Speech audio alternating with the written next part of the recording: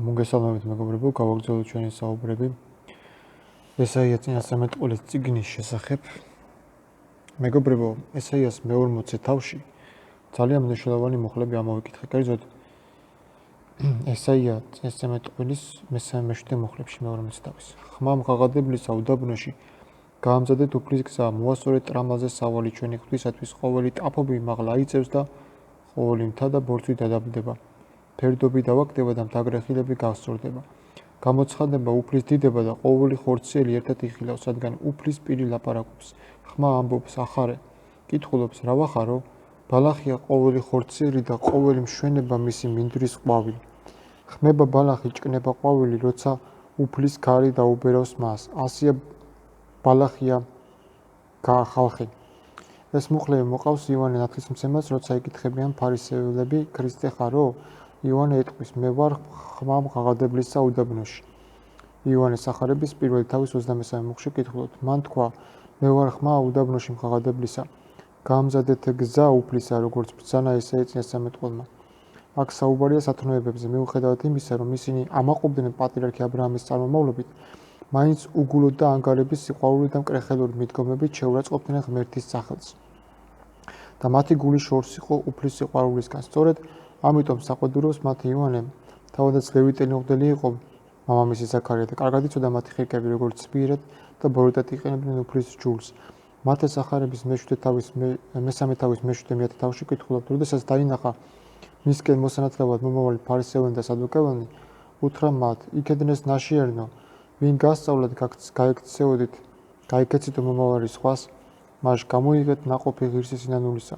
ნუ გგონიათ, რომ შეგიძლიათ უთხრათ თქვენს თავს, მამად გვივისო აბრაამი, რადგანაც გეუბნებით თქვენ, ღმერთს ხელეწიფება თვით ამ ქვათაგანაც აღუდგინოს ძენი აბრაამს. ვინაიდან აც უკვე ცული ხეების ფესვთან დევს, ყოველი ხე, რომელიც არ გამოიღებს კეთილნაყოფს, მოიჭრება და ცეცხლს მიეცემა. რას ნიშნავს ფერდობი დავაკდება და მთაგრეხილები გასწორდება, სხვა თუ არაფერს, რომ ზაკრობა სათნოებად გარდაიქცევა და გამოაშკარავდება უსამართლობის სივერაგი, როგორც სხვაგან ამბობს ესაია 54 თავის მე-13 მუხლში. შენი ვაჟები ყველანი უფლის დამოწმულნი იქნებიან და დიდი იქნება შენი ვაჟების კეთილდღეობა. ცოდნა იბადება გამოკვლევიდან, როგორც ამბობს პავლე პირველი კორინთელთა მიმართულის მეორე თავის მე-9 მუხლებში. კითხულობთ, არამედ როგორც დაიწერა, რაც არ უხილავს თვალს, არს მენია ყურს და არს კაცის გულს გაუვლია გულში. ის განუმზადა ღმერთმა თავის მოყვარეთ. ესაიას წინასწარმეტყველის 64 თავის მე-3 მუხლი. ჩვენ კი თავისი სულით გაგვიცხადა ღმერთმა, რადგან სული ყველაფერს იკვლევს, თვით ღვთის სიღრმესაც. და სხვაგან რომელთა მიმართულის პირველი თავის მე-19 მუხლში კითხულობთ.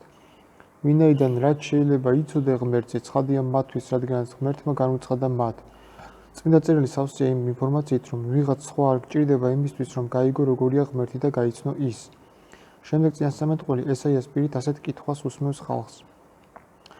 უფალი, როდესაც უფალი საუბრობს, იქ ვერავინ გაბედოს იკითხოს ეს როგორო, ან რა ვიცით რომ სწორს ამბობსო, რადგანაც როდესაც ბატონი ლაპარაკობს, ყველა მას უსმენს და უჯერებს, როგორც მისგან დასაქმებულები. ასევეა ღმერთიც, როცა გველაპარაკება წინასწარმეტყველის პირით, ყველაფერი უნდა მივიღოთ, რასაც ის გვეუბნება. მე-40 თავის მე-14 მუხლებში კითხულობთ, ვის ამოურწყავს წყალი თავისი პეშვი და ცამტკაველით ვის გაუზო მავს, ვის დაუთვლია მიწის მტვერი, ვის აუწონია მთების ასწორზე და მთაგრეხილები პინებზე, ვის თავისასწრავს უფლის სული და ვინ განასწავლა ის თავისი რჩევით, ვინს თხოვა რჩევა რომ განსწავლულიყო, ვინ აცოდინა მას სამართლის გზა, ვინ აცოდინა სიბრძნე და გონების გზა, ვინ ჩააგონა. ჩვენ ვიცით რომ მას არ გაუზომავს ცამტკაველივით, არანაირი საზომი არ არგია უსადენო ხელს. როცა ამობენ მე-7 სამურის 100 მუხლში შეწყდეს ბოროტება ბიციერთა, ხოლო მართალი გაამართლე, რადგან შენ ახარ გულისა და ზრახობის შემოწმელი ღმერთო მართალო. აქ სხვა არაფერია გამოხატული თუ არა ის, რომ მან იცის, სანამ ადამი შეიქმნებოდა, მან ეს ყველაფერი დაბადა, როგორც წერს დავითი მე-8 სამურის მე-4 მუხლში. როცა შევხედავ შენს ცალს, შენი თითების ნამოქმედარს, თვარესა და ვარსკვლავებს, რომლებიც დააფუძნე, ასევე სხვაგანაც საუბრობს ესაია ამაზე. 34 თავის მე-4 მუხლში. დალბებას ცის მთელი ხედრობა და ცა ეტრატივით დაიგრაგნება. ჩამოწივა მთელი მხედრობა, როგორც ფურცელი ცივა ვაზ და ჭკნარი ფოთოლი ლეგვის ხეს. თუ კი იტყვი, რომ ეს არ ვიცით, რადგან ადამიანს არ უნახია ეს როგორ მოხდაო, მაშინ ადამმა ხო ნახა არარსებობიდან როგორ შეუქმნა მასევა. ასე რომც არ ერწმუნა უფლის იმის მაინც უნდა დაეჯერებინა რომ ევა შეუქმნა, ხოლო ის რომ ცხოველები ადამიანიდან არ წარმოშობილან, ამას ეს მუხლიც ასაბუთებს. დაბადების მეორე თავის 21 მუხლში კითხულობ, თქვა ადამმა ეს კი მართლაც ძვალია ჩემი ძვალთაგანი და ხორცი ჩემი ხორცთაგანი. დედაკაცი ერქვას მას რაკი კაცისგან არის გამოღებული. უფალმა შექმნა ცანი ცათანი, ამბობს დავითი 103 ფსალმურის მეორე მუხლში. გაკრავს სინათლის სამოსელივით, განგიფენიათ საფარდასავით. კარავივით გაშალათ საო, ამბობს ესაია. ესაია 42 თავის 22 მუხლში კითხულობ. ის ზის მიწის კამარაზე და მისი მკვიდრნი კალიებს გვანა. გაფინათ სამსუბუქი ქსოვილივით და კარავივით გაშალა საცხოვრებლად. დედამიწა ღმერთს უპყრია თავისი ხელით, არ არსებობს სხვა საფუძველი მის გარდა. ამიტომ ამბობს უფალი ესაიას პირით. 40 თავის 18-19 მუხლში კითხულობ. ვის მიამსგავსებ ღმერთს და რომელ მსგავსებას დაუყენებ გვერდით? ხელოსნის ჩამოსხმულია კერპი, ოქრომჭედლისგან ოქროთი დაფერილი და ვერცხლის შიბებით შემკული. ღმერთს არ მოუწია რამე ბრძანება მისი გამოსახვის ან მისი გაკეთების შესახებ. მოსე ბევრ ადგილას უბრძანებს, მაგალითად მე-20 თავის მე-4 მუხლში გამოსვლა წიგნის. არ გაიკეთო კერპები ან რაიმე ხატი იმისა, რაც არის მაღლა ცაში, დაბლა მიწაზე და წყალში, მიწის ქვეშ. გამოსახულება კეთდება იმისგან, ვინც ექვემდებარება ხრწნას და ნადგურდება, რათა განადგურების შემდეგ მის შესახებ სულ მცირე ხსოვნა მაინც დარჩეს გამოსახულების მეშვეობით. მაგრამ ვინ გააკეთებს ცოცხალი და უხრწნელი ღვთის ხატებას? ვისი მსგავსია იგი, რომ ვინმე შეძლოს აღწეროს გამოსახულება იმისა, ვინც მხოლოდ საკუთარ თავს გავს? ღვთის ცოდნა მიუწვდომელი და განუზომელია. ყველაფერი, რაც შეიძლება იცოდე მასზე, მისივე ქმნილებების შეხედვით შეგიძლია შეიცნო. ხოლო მისი გამოსახვა შეუძლებელია რამე ხატის სახით, ვინაიდან წმინდა წერილი ამას უწოდებს კერპს. მარტო წმინდა წერილი არ, არამედ თავად უფალი. ნახეთ, რას ამბობს ის. ესეა წინასწარ სამეთყოლის მე-40 თავის მე-20 მუხლში კითხულობთ. ვისაც ენანება ეს შესაწირავი, ულპობელ ხელს ირჩევს და ეძებს მარჯვეოსტაც, ისეთი კერპის გასაკეთებლად, რომ არ წაბრაბაცდეს. ულპობი ხისგან იმიტომ აკეთებენ, რომ დიდხანს გაძლოსო, რათა გამოსახულება მალევე არ გაფუჭებულიყო. მაგრამ უფალი ამბობს ესაიას პირით, რომელიც მსგავსებას დაუყენებ გვერდით, მისი მსგავსი არაფერი არ არსებობს ქმნილებებს შორის მსგავსება მისი ხატებისა. ხოლო ერთია მისი ხატი, ეს შეუქმნელი ძია. ოქროპირი, სომილიები, ტომი, მე-11 გვერდი 256. იხილეთ ეს. ასე რომ მეგობრებო, არავითარი ხატის დაწერა არ შეიძლება, ამას ოქროპირიც უარყოფს, ასე რომ მართლმადიდებელმა სწავლებამ ესეც არ გაითვალისწინა და ხატები ჩამოაცხა, რაც იგივე კერპია უფლის თვალში. უფლის სიტყვის ურჩევს კი იცით რა ბედი ცელით, ამიტომ ჩვენ ვიყოთ უფლის მოშიშები, ვინაიდან სამართლიან საჯულზე დიდი მტერი არავინ აამქვეყნათ. ხორციელი მტრი ისე არ უნდა გვეშინოდეს, როგორც ღვთის სიტყვისა. ვინაიდან როგორც ესაია ამბობს მე-40 თავის 23 მუხლში, არარაობად აქცევს მთავრებს, არაფრად აგდებს ქვეყნის მსაჯულებს. ასევე იერემია წერს მე-17 თავის მე-5 მუხლში. ასე ამბობს უფალი, დაწყევლილია კაცი, რომელსაც ადამიანის იმედი აქვს და ხორციელი შეძებს შემწეობას, გულით კი შორდება უფალს. და კიდევ ესე წინასწარ სამეთყოლის 51 თავის 112 მუხლებში ვკითხულობთ. ნუ გეშინი, რადგან შენთანა ვარ მე, ნუ დაფრთხები, რადგან შენი ღმერთი ვარ მე. გაგამხრენებ და შეგეწევი ჩემი ხსნერი მარჯვენით მეთქი. აჰა, შერცხვება და მიიმალება ყველა შენი მრისხველი, არარად იქცევიან და იღუპებიან მეთქი შენი მოდავენი. ძებნას დაუწყებ მან და ვერ იპოვნი, შენს მოშუღარ ხალხს, არარად იქცევიან შენს წინააღმდეგ ომის ამტეხენ. ვინაიდან მისი სიტყვა არ გადავა, აუცილებლად ასრულდება, ამიტომ უფრო უნდა გვეშინოდეს უსამართლობის ჩადენის, როგორც დავითი წერს 32 ფსალმურის მე-11 მუხლებში. ბრძანა და არსებობს, უფალი ჩაშლის ხალხების აზრებს, გააცამტვერებს ხალხების ზრახვებს. აზრი უფლისა იარსებებს მალადიულად და თაობიდან თაობამდე ზრახვანი მისნი. ამიტომ ამბობს უფალი ესაიას პირით მე-40 თავის 25-31 მუხლებში. ვის შემატარებთ რომ გაუტოლდე, ამბობს წმინდა, ზეცად აღაპყარი თვალნი და შეხედეთ, ვინ შექმნა ესენი, მან ვისაც სათვალავით გამოყავს მათი მხედრობა, ვინც სახელდებით უხმობს მათ ყველას, არავინ დააკლდება ძალმოსეს და ყოვლადძლიერს. რატომ ამბობ იაკობ და რატომ ლაპარაკობ ისრაელ დაფარულიაო, ჩემი გზა უფლისაგან და ღვთის განუკითხავიაო ჩემი სამართალი, განა არიცი, ნუ თუ არ გსმენია? მარადიული ღმერთია უფალი, ქვეყნის კიდეების შემქმნელი. არ იღლება და არ იქანცება, მიუწვდომელია მისი განგება. ის აღონიერებს დაღლილ დაქანცულს და უძლურ ძალას მატებს. იღლებიან ჭაბუკები და იქანცებიან, მაგარი ვაჟკაცები ემხობიან. უფლის მოსავლე კი განიახლებენ ძალას. არწივით გაშლიან ფრთებს, გაიქცევიან და არ დაიღლებიან, ივლენ და არ დაიქანცებიან. აქ უფალი საყვედურობს ისრაელს, რადგან ხშირად ისრაელი იყო ჩაგვრაში და ტყვეობაში. ისინი ამბობდნენ, რომ მიგვატოვაო ღმერთმა. რასაც ვიგებთ შემდეგ თავში. ესე წესამეტყველის 58 თავის მესამე მუხლში ვკითხულობთ. რისთვის მარხულობ თუ კი არ გხედავ, რისთვის იტანჯავ თავს თუ კი არ გვამჩნევ? აჰა, მარხვის დროს სიამეს ეძებდა ყოველგვარ ჟინს სიკლავთ. ანუ ისრაელი საკუთარ თავს კი არა დანაშაულებდა მოხდარში, არამედ უფლის სამართლიან ჯარზე გამოქონდა უსამართლო არგუმენტი, ვითომ ღმერთი მასზე აღარ ფიქრობდა და ხელი აიღო ისრაელის ხალხზე. რაც იყო არასწორი, ვინაიდან თუ კი უფალი ზრუნავს შექმნილ სამყაროზე, მით უმეტეს არ ეზრუნებს ადამიანზე სამყაროს გვირგვინზე, ვისაც შექმნა ეს. ნახეთ, რას წერს დავითი მეათე ფსალმუნის მეოთხე მუხლში. უფალი თავის წმინდა ტაძარშია, ცაშია უფლის ტახტი. მისი თვალები მზიერებიან, ქუდი თოები ამოწმებენ ადამიანის შვილებს. ამიტომ საყვედურის ტონით მიმართავს მათ უფალი და ეუბნება: ვის მადრითო, ვინ შექმნა ის, რასაც ზემოთ ცაში ხედავთო? ვინაიდან ისრაელის ხალხს ჰქონდა ცრუ წარმოდგენები ღმერთზე.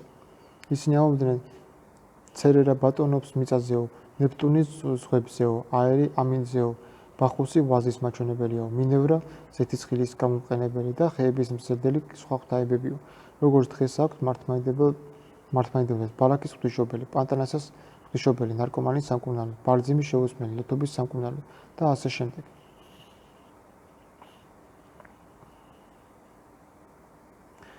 ესაა წინასწარმეტყველის 51 თავის მე-16 მუხლში ვკითხულობთ. შენ კი გაიხარებ უფალში ისრაელის წმინდაში განდიდდები. რას ნიშნავს გაიხარებ უფალში?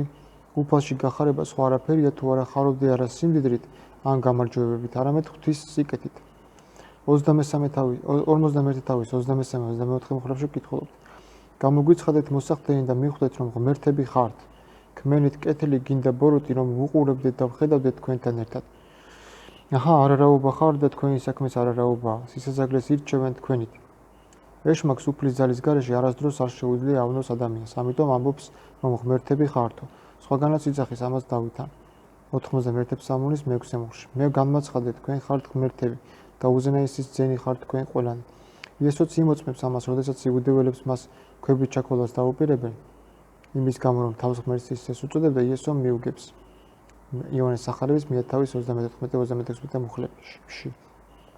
განა თქვენს ჯულში არ გიწერიათ, მე ვთქვი, რომ ღმერთები ხართ?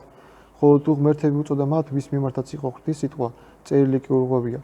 მას, ვინც წმინდაყო და ამ ქვეყნად მოვიდა მამამ, ეუბნებით ღმერთს არ მოფო, რა გიღავ თქვი მე ვარ ძე ღვთისა? ასე რომ თუ ღმერთის ძალის გარეშე ეშმაკს არ შეეძლო ღოლების კოლში შესულიყო, როგორ ფიქრობთ ის ადამიანებში შევა? ასევე იობის მაგალითად, თავიდან ეშმაკი უფალთან იწყებს საუბარს და შემდეგ მისგან იღებს ნებართვას, რომ ავნოს მას. ასე რომ უფლის ნებართვის გარეშე დემონს არ აქვს უფლება შევიდეს ადამიანში. რატომ? იმიტომ რომ მიზეზი მითითებულია, სისაზაგლეს ირჩევენ თქვენითო, ანუ კერპებზე საუბრობს. თქვენს გამო ადამიანებმა გულები გაიქვავეს, არ მოისმინეს ცოცხალი ღმერთის სიტყვა, არაფრად ჩააგდეს ისრაელის წმინდა და შედეგით სახეზია. დაუშვა უფალმა ადამიანზე, რომ შესულიყო მასში დემონის სული. ამაში დამნაშავე კი ისაა, ვინც არაფრად ჩააგდო ღვთის სიტყვა და დალიგება. ხოლო ის, რომ ერთადერთი მიზეზი, რის გამოც ადამიანი უშვებს ამას, ეს არის კერპთაყვანის მცემელობა, რასაც ესაიას შემდეგი მუხლებიდანაც ნათლად ჩანს. 51 თავის 25-29 მუხლებში ვკითხულობთ.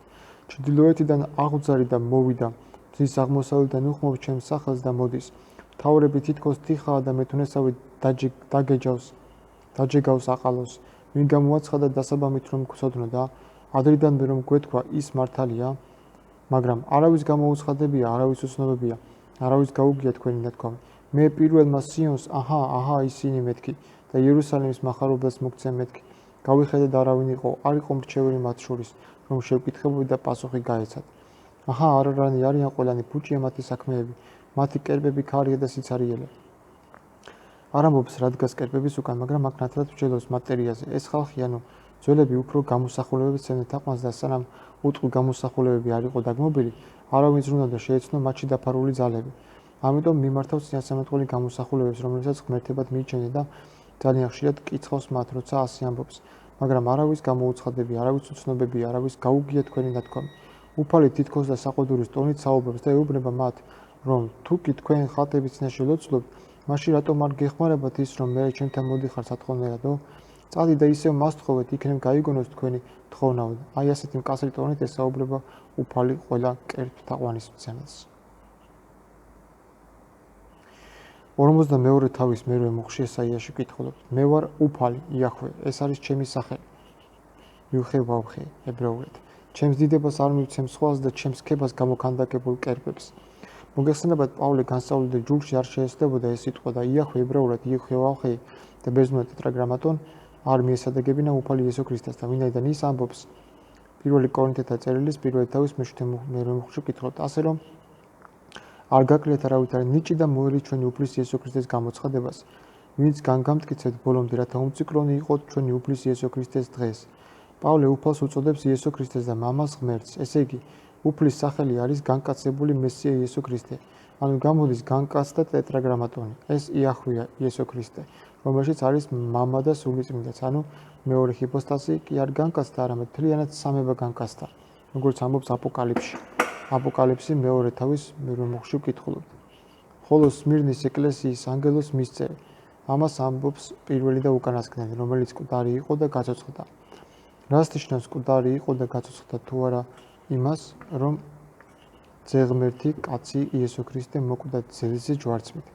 ანუ ჯვარცმა ტანჯვის სახეა და არა ფორმის როგორც ამბობს პავლე გალატიელებმა მიმარწერლის მე-6 თავის მე-14 ვკითხულობთ ხოლო მე ღმერთმა დავიმფაროს რომ სხვა რამით ვიქადოდე და არა ჩვენის უფლის იესო ქრისტეს ჯვრით ვითაც ქვეყანა ჯვარცმულია ჩემთვის მე კი ქვეყნისთვის როგორ არის ქვეყანა ჯვარცმული თუ კი ჯვარცმაში ხვის ფორმა იგულისხმება ამიტომ არ აქვს დღემდე მართლმადიდებლებს იესოს ჯვარი რეალურად როგორ ჯვარზე გაეკრა იესო ქრისტე ეს არავინ არ იცის არც დედოფალ ნანას და კონსტანტინეს არ უპოვიათ ეგ ჯვარი ეგ არის ტყუილი მან ნახო მაშინ სადაა ეგ ჯვარი და გავჩუმდები მათ ყურების რელიგია ეს მართლმადიდებლობა არანაირ სიმართლეს არ ემსახურება მათი სწავლება პირიქით ტყუილს და ჩვენ ვიცით ვინაა ტყუილის მამა როგორც ამბობს იესო ივანეს სახარების მე-8 თავის 52 კითხულობთ თქვენ მამა თქვენი ეშმაკისაგან ხარ და მამა თქვენი სურვილთ და აღსრულება გსურთ დასაბამიდან კაცის მკვლელი იყო იგი და ჭეშმარიტებაში ვერ დაიმკვიდრა ვინაიდან ჭეშმარიტება არ არის მასში და როცა სიცრუეს ამბობს თავისას ამბობს ვინაიდან ცრუ არის იგი და სიცრუის მამა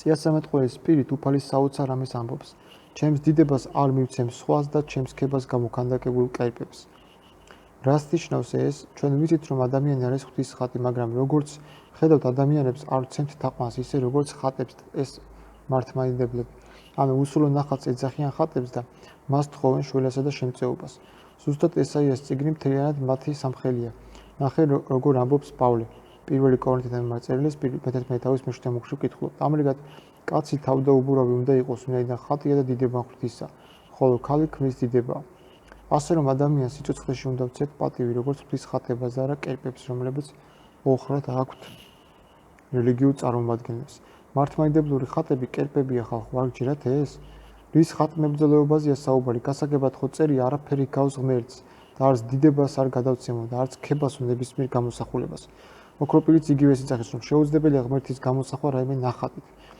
აბა ამ სექტანტებს მართლმადიდებლებს საიდან მოაქვთ ეს ინფორმაცია რომ ხატი კერპი არაა მაშინ ამიხსნა სათაყვანო ნივთი რატომაა და რა შუაში აქვს მოსეს ქერუბიმები ჯერ ერთი შვილის სურათთან რომ აიგივებენ მაცხოვრის ხატს შობელმა იცის შვილის სურათი რომ მასზე მართლა თავისი შვილია გამოსახული და კოცნის არა იმიტომ რომ შველას თხოვს და ვივედრება არამედ ენატრება ხოლო იესოს ხატი ვინაა საერთოდ ვისი სურათი ან ვინაა მასზე გამოსახული შეგიძლიათ ეს ამიხსნათ რანაირი სახე აქვს ჯერ ერთი ანჩის ხატის ხელთუქმნელი ხატიო რო იძახიან იესოს მაგხელა სახე ქონდა კაცო კაით რა უკვე ნამეტანია რა დებილების ქვეყანაა ეს თუ რა ხდება არ გავიგე ნახეთ რა საუნს უფალი ამნაირ ხალხზე 42 თავის მე-17 ვკითხულობთ უკან დაიხევენ სირცხულით შეცხვებიან ქანდაკთა მოსავლე კერპებს რომ ეუბნებიან ჩვენი ღმერთები ხართო ყრუებო ისმინეთ ბრმებო იყურეთ რომ დაინახოთ ასევე პავლეც ამბობს რომელთა მიმარწერლის პირველი თავის 22-24 მუხლებში ბრძენ კაცებად მოქონდა თავი და შლეგებად იქცნენ დაუხრწნელი ღმერთის დიდება ხრწნადი კაცის ფრინველთა და ქვეწარმავთა ხატებაზე გაცვალეს ამიტომაც მისცა ისინი ღმერთმა მათივე გულისხმოთა უწმინდურებას რათა შეებილწეთ თავიანთი სხეული შემდეგ უფალი ამბობს წინასწარმეტყველის პირით ესაია 53 თავის 113 მუხლებში კითხულობთ თქვენ ახართ ჩემი მოწმენი ამბობს უფალი და ჩემი მორჩენილი რომელიც ავირჩიე რომ გწოდნოდა და გერწმუნა ჩემი მიხვდარიყავით რომ მე ვარ ეს ჩემამდე არ გამოსახულა ღმერთი და ჩემს შემდეგაც არ იქნება მე ვარ უფალი და არავინა ჩემს გარდა მაცხოვარი მე ვთქვი და ვიხსენი და გამოვაცხადე რომ არ არის თქვენ შორის უცხო ღმერთი თქვენ ახართ ჩემი მოწმენი ამბობს უფალი და მე ღმერთი ვარ დასაბამიდან მე იგივე ვარ და ვერავინ იხსნის ჩემი ხელიდან მოვიმოქმედებ და ვინ შეცვლის ქმნილი არ შეიძლება ღმერთი იყოს ასე რომ სანხელების იგივე აშუღების სენაქერიმის მაგალითი ის არ იყოს, ნუ ეხუმრებით უფალს, იტყვის და ვერავინ გიხსნის მისი ხელიდან. როგორც ამ აშუღელ კაცს ეგონა ვერაფერს დამაკლებს ისრაელის ცოცხალი ღმერთიო. ნახე თავად ბაბილონის მეფე ნაბუქოდონი რასაც ამბობს მასზე. დანიელ წიგნის 13 თავის 98 მეასე მუხლებში კითხულობთ. მეფე ნაბუქოდონოსორი ყველა ხალხს, ტომს, ენასა და მთელი დედამიწის ზურგზე მცხოვრებს ასე უცხადებს. მშვიდობა გაგიმრავლდეთ, ნიშნები და სასწაულები, რომლებიც მაღალმა ღმერთმა ჩემზე მოახდინა, სულს გაცხადებული იქნას. რაოდენ დიდია მისი ნიშნები, რაოდენ ძლევამოსილია მისი სასწაულები. მისი სამეფო სამარადისო სამეფოა, მისი ხელმწიფება უკუნით უკუნისამდეა. ასე რომ უფალი კიდევ ერთხელ იმეორებს და ამბობს. 53 თავის 25-27 მუხლებში კითხულობთ. მე ვინც წარხოცავდი შენს შეწოდებებს, ჩემი გულისთვის და შენს ცოდებს არ ვიხსენებდი. გამახსენე, განვიკითხოთ ერთმანეთი, მოხდები რომ თავი გაიმართლო. შენმა პირველმა მამამ შეცოდა და შენი შუამავლები ამიჯანყდნენ მე. მოხდები რომ თავი გაიმართლო, ანუ შენ თვითონ აღიარე რომ დამნაშავე იყავი ჩემს წინაშე და მე შენ დანაშაულებზე თვალს დაუხუჭავდიო. არ ვიხსენებდი შენს ცოდებს და ამის მაგივრად არ დააფასე ჩემი მოთმინება და ერთბაშად ამიჯანყდნენ შენი შუამავლებიო. იმის მაგივრად რომ გეღიარებინა თქვენი დანაშაულებებიო. აქეთ აუჯანყდით ისრაელის წმინდესო. ზუსტად დღესაც ასეა, როცა მართლმადიდებლობას ეუბნები, რომ კერპთაყვანი სიმელია, ის აქეთ შენ დაგადანაშაულებს იმაში, რასაც თავად აშავებს. არ აღიარებს თავის დანაშაულს, აქეთ შენ გიჯანყდება, ხატმე ბრძოლებიც კი შეარქვეს თურმე ნამდვილ ქრისტიანებს. პავლეს თურმე ამათი გაგებით ეშლებოდა ბევრი რამე და ამათ არაფერი ეშლებათ. ამიტომ ამბობს ესაია, მოხდები რომ თავი გაიმართლო, ანუ აღიარე შენი შეხედულება, რომ გქონდეს თავის მართლების საშუალება, ხოლო ბოროტმოქმედები საქმის გამოძიების გარეშე ცდებენ ბრალს უდანაშაულოს. როგორც ამას ვიგებთ ნიკოდემოსის სიტყვებიდანაც, რომ ბევრჯერ არასწორი სასჯელი და განაჩენი გამოქონდა სინედრიონს, რითაც კიდევ ერთხელ ირღვევდეს ჯური და ამას აკრიტიკებდა ნიკოდემოსიც. ივანეს სახარების მე-7 თავის 51 მუხლში კითხულობთ. განაჩენი ჯურის განსჯის კაც თუ წინასწარ არ მოისმინა და არ გაიგო რა ჩაიგინა?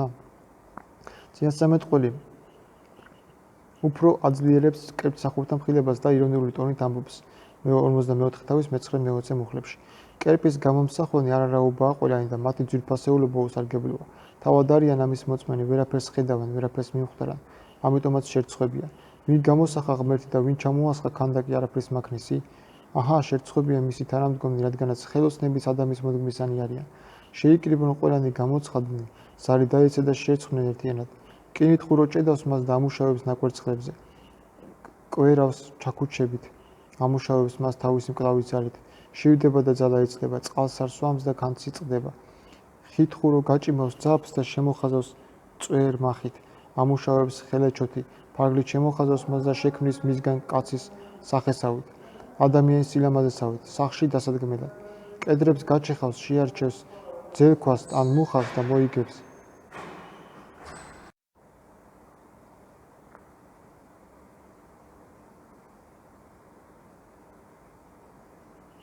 მუხას და მოიმაგრებს ტყის ხეთა შორის, დარგავს კედარს და წვიმა გაზრდის, დასაწვავად იქცევა ადამიანისთვის, აიღებს მათგან და თბება, ღუმელსაც ახურებს და პურს აცხობს, ღმერთსაც აკეთებს და თაყვანს, აკეთებს კერებს და განერტყვის მის წინაშე.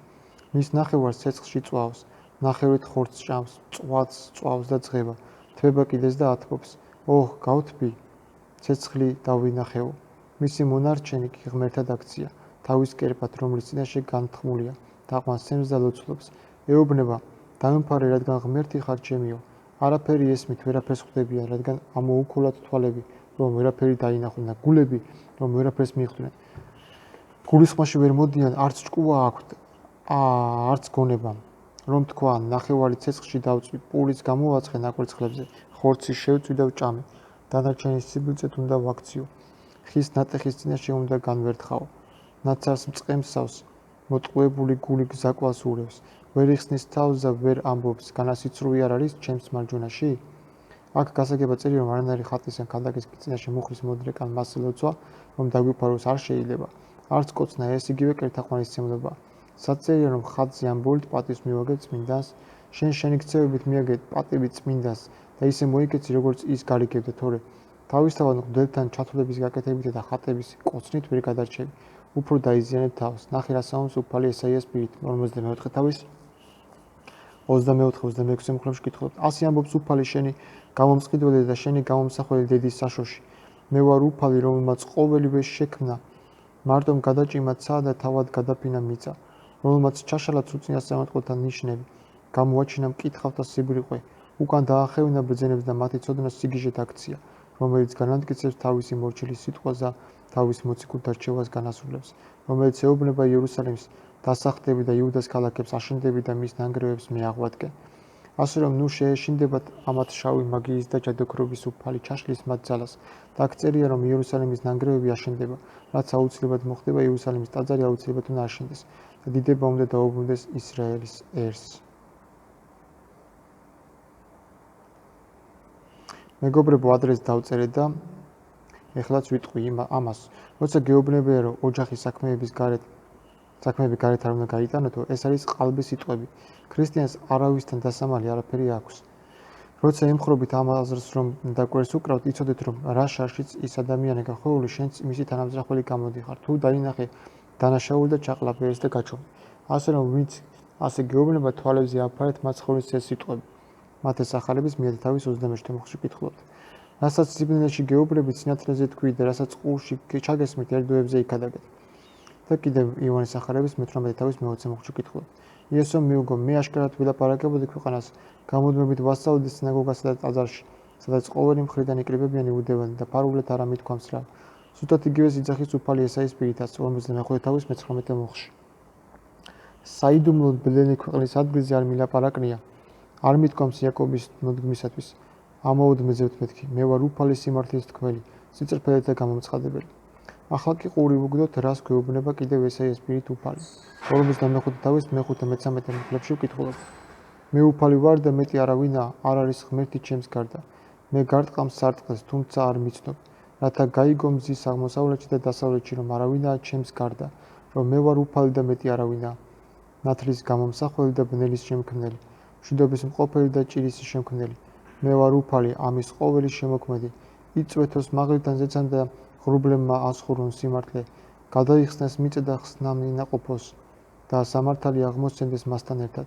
მე უფალმა შევქმენი ეს, ვაი თავის გამჩენთან მოდავეს, ერთ ნამსხვრევს თიხის ნამსხვრევთაგან. თუ უთქვამს თიხას თავის გამომსახველისთვის რასაკეთებო და შექმნილებას არა აქვს ხელები? ვაი მას, ვინც მამას ეუბნება რისთვის გამაჩინეო და ქალს რისთვის იტანჯეო. ასე ამბობს უფალი ისრაელის წმინდა და მისი გამჩენი. შემეკითხებით ჩემი შვილების მომავალზე და ჩემს ხელთა ქმნილებაზე მიბრძანებთ რას მე? მე შევქმენი მიწა და ადამი გავაჩინე მასზე. ჩემი ხელით გადავფინე ცა და მთელი მისი მხედრობა განვაწესე. მიაღწარი ის სიმართლე და ყოველი მისი გზა გავასწორე. ის ააშენებს ჩემს ქალაქს და გაათავისუფლებს ჩემს წყვილებს უსასყიდლოდ და წღვენის გარეშე ამბობს სავაოთ უფალი. პავლე მოციქულიც იყენებს ამ მუხლებს წერილში და თავის წერილში და ამბობს რომელთან მაწერილს მე-9 თავის მე-19-21 მუხლებში კითხულობთ. შენ მეტყვი, მაშინ რა ყოლ გვდევს ბრას, რადგანაც ვის შეუძლია წინააღმდეგეს მისნებას, კი მაგრამ შენ ვინა ხარ კაცო რომ ედავები ღმერთს, განანახელავია ტყვის ხელოსანს, რატომ შემქმენი ასეო? იქნებ მეთუნეს ნება არ აქვს რომ მის მიერ მოზერელი ერთი და იმავე თიხისგან ძვირფასი ჭურჭელიც გააკეთოს და უფასურიც?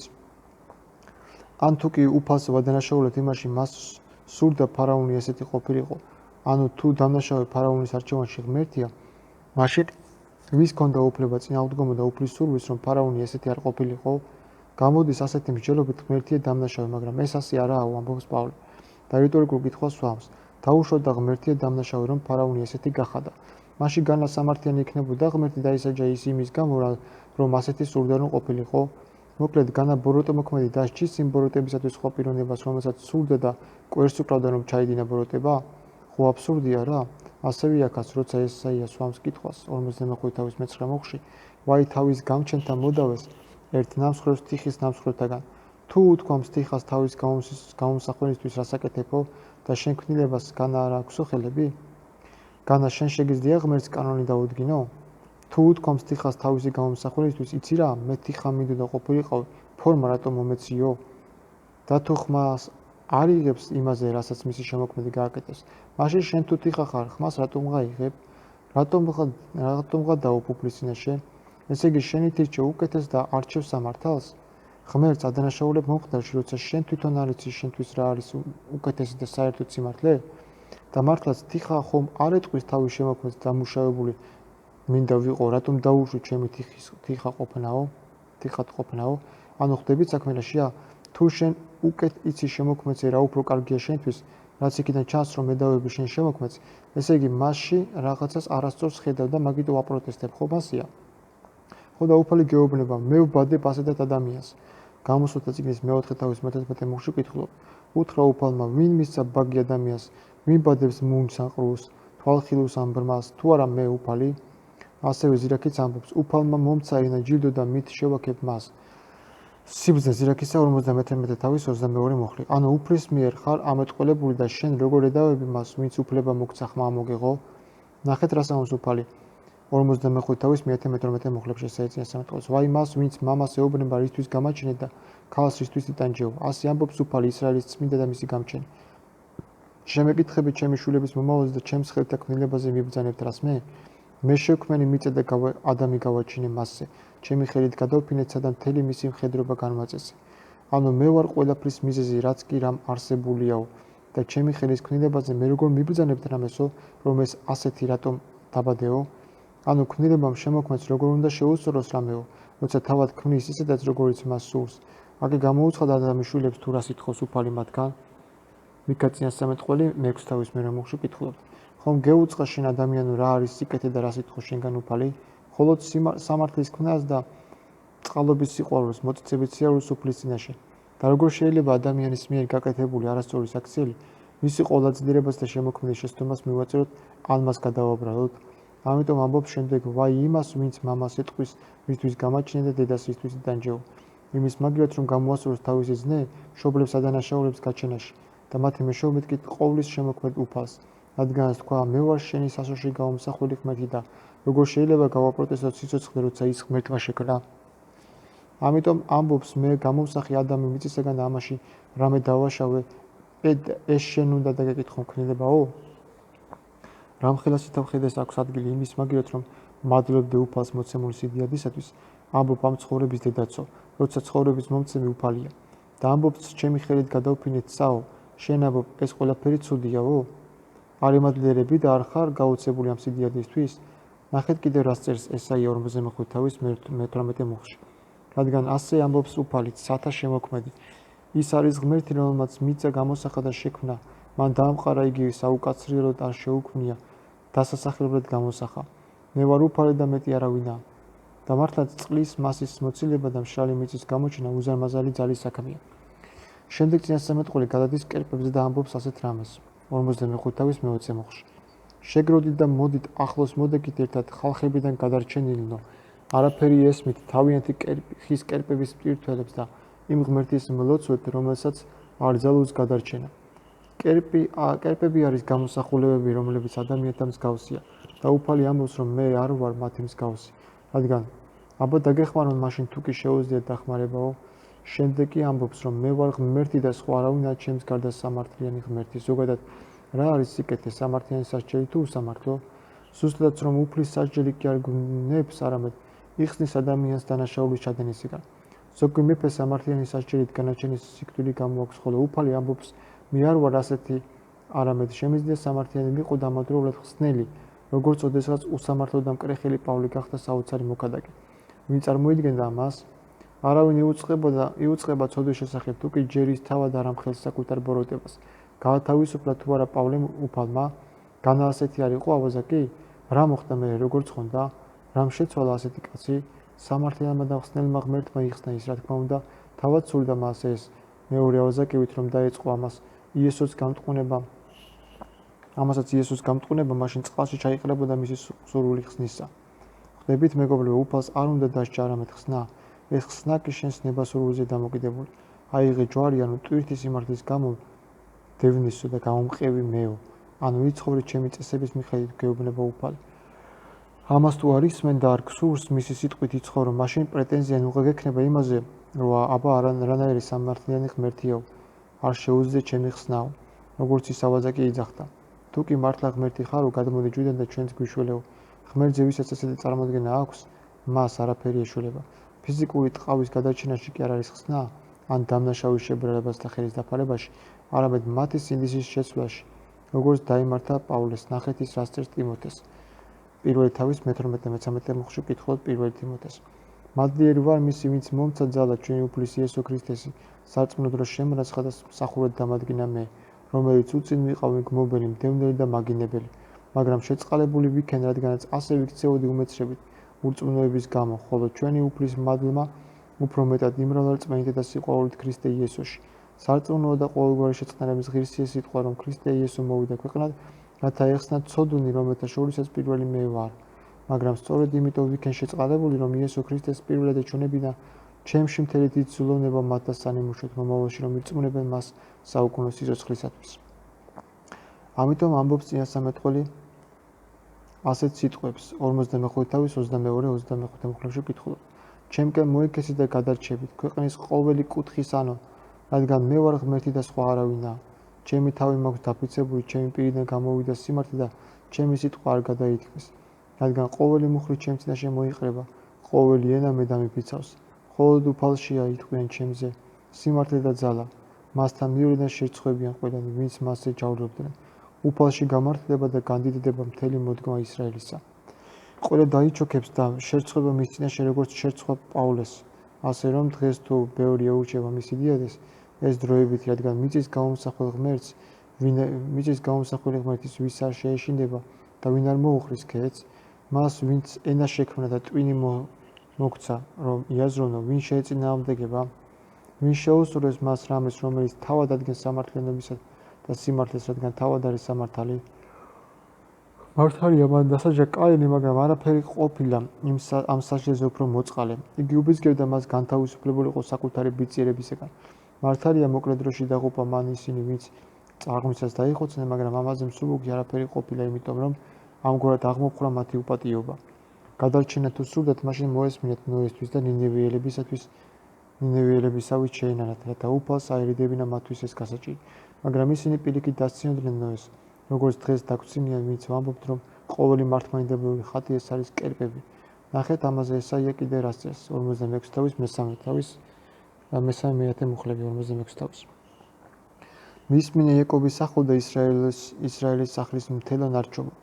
ჩემო აყვანილო მუცლიდანვე, საშოდანო ჩემო ნატარებო, შენ სიბერემდე მე იგივე ვარ და მოხუცობამდე მე გატარებ. მე შექმენი და მიაგიყვან, მე გატარებ და მე გადაგარჩი. ვის შემადარებთ რომ გამისწოროთ, ვის გამიტოლებთ რომ ვემსგავსო, ქისიდან ხყრიან ოქროს და ვერცხლს სასწორზე წონიან. ქირაობენ ოქრომჭედლეს, რომ მისგან ღმერთი გააკეთებინონ. მერე ქეცუხრიდან თაყვანსცემენ, მხარზე შეიდგამენ და ატარებენ. მერე ჩამოდგამენ თავის ადგილზე, დგას და ადგილიდან არ იზვლის. შესძახიან და პასუხს არ სცემს. გასაჭირში ვერ ეშველება. ეს გაიხსენეთ და გამაგდეთ, გულთან მიიტანეთ ცოდულნო, გაიხსენეთ წინანდელნი დასაბამიერნი, რადგან მე ღმერთი ვარ და არ არის სხვა ღმერთი, არავინაა ჩემი მსგავსი. დასაბამითო ვაცხადებ მომავალს და ძველიდანვე რაც ჯერ არ მომხდარა. ვამბობ, აღსრულდება ჩემი განზრახული და ყოველ სურვილს ავასრულებ. ხედავთ რას ამბობს უფალი? ვის შემადარებთ რომ ვემსგავსო, იგივე კითხვა მაქვს მართლმადიდებლების მიმართ. და ამდენი ხატები რომ გაქვთ, იესოსი ვის გავს მაქედან ღმერთი შეგიძლიათ მითხრათ? ესაია უფრო ართულებს საკითხს და ახლა პირადად ადანაშაულებს ამ კერპთაყვანისევლებს იმაში, რომ ისინი თავიანთი ჯადოქრობაზე იყვნენ დაიმედებულები და ძალიან დიდი წარმოდგენები ჰქონდათ საკუთარ თავზე. აი როგორც მართლმადიდებელი პატრიარქები და კათოლიკე პაპები არიან. მაღალი აზრის არიან საკუთარ თავზე და გონიათ, რომ მის გარდა სხვა არავინაა ღმერთის მცოდნე. სწორედ ამ ხალხს მიმართავს ესაია სპირით უფალი და ამბობს. ესაია წინასამეტყველის 57 თავის მე-13 მუხლებში ვკითხულობ. ახლა კი ისმინე ეს გაფუფუნებულო მშვიდად როზი ხარ და გულში ფიქრობ, მე ვარ და ჩემს მეტი არავინ არისო, ქვრივად არ ვიჯდები და არც მშვიდმკვდარი ვიქნებიო. მოვა შენზე წამისყოფით ერთ დღეს ეს ორივე მშვიდმკვდარობა და ქვრივობა. სრულად გეწევა შენ ეს, არ გიშვერი შენ ურიცხვი გზნეულებები, შენი მაგარი ჯადოები, შენი სიავის იმედი გქონდა ამბობდი, არავინ არის ჩემი დამნახავიო, შენი სიბერე და ცოდნა გასტუნებდა და ამბობდი გულში, მე ვარ და ჩემს მეტი არავინ არისო. გეწევა უბედურება და არ გეცოდინება მისი სახსარი, ჭირი დაგატკდება და ვერ აირიდებ. ანაზდად გეწევა განადგურება, ვერც გაიგებ, იტიკი შენს ჯადოებზე და შენს უამრავ გზნეულებებზე, რისთვისაც ზრუნავდი სიყვარულიდან. იქნებ გიშველოს, იქნება ზარი დასცე. დაღლილი ხარ ბევრი თათბირისაგან, აბა წარდგენ სათავზომენი, ვარსკვლავად მჭვრეტიანი ახალ მთვარეთაც ცნობენ და გიხსნან მოწევნადისგან. ანუ კერპთაყვანისევლები ამავდროულად ჯადოებსაც აკეთებდნენ, როგორც დღესაა მართლმადიდებლურ ტაძარში, უფრო მეტი ჯადოქარი და მკითხავს დადის ეგრეთ წოდებულ კვეთებულებზე და წირვებზე, ვიდრე რიგითი მრევლი, ვინც გაგებაში არაა, რა ხდება იქ. მე პირადად მოიყვანა მითხრა წირვაზე. მე პირდაპირ კითხავ ამითხრა წირვაზე, რომ ვესწრებითო და მე ვეზიარებით უფრო მეტ ძალას ვიღებ ჯადოების გასაკეთებლად. შეხედეთ საქართველოს შვინკუტარიანობა უფრო ჭარბადაა საქართველოში. რაც იმაზე მეტყველებს, რომ ჯადოქრები და მკითხავები სავსე ეს ქვეყანა. და რომელი ღმერთი აქვს საუბარი. ესენი არც კი იცნობენ საერთოდ ღმერთს. ილია მეორე ხო საერთოდ აზია რა. კაცი გაგებაში არა, რა ხდება ირგვლივ.